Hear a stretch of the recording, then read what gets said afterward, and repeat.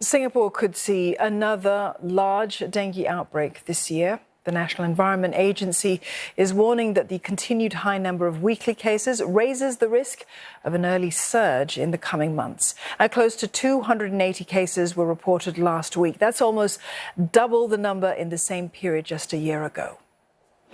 Latest data from the agency shows that there are now 82 active dengue clusters. 13 of them are considered large, with 10 or more cases, and they include those in Hougang and Toa Payoh. The dengue virus serotype 3, which the population has low immunity to, remains the predominant variant that's circulating nationwide and is detected in most of these big clusters. People are being urged to remove potential breeding habitats in their homes and surrounding areas. And this includes removing stagnant water and maintaining good housekeeping. Now, that's especially during the festive season, where premises are being decorated with more ornamental plants.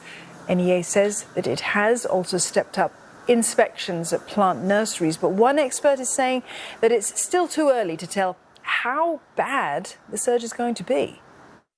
There's no indication that, whatever number of cases you're seeing or whatever number of case clusters you're detecting right now would translate to a higher number of cases as the year goes on.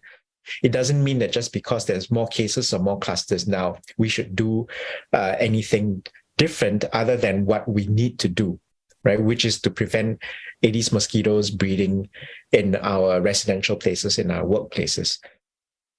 He adds the uptake of dengue vaccines in Singapore is relatively low, since the jab only works for those who've already been infected before, or most haven't had dengue before in the country. Now, there's also only one vaccine for use right now.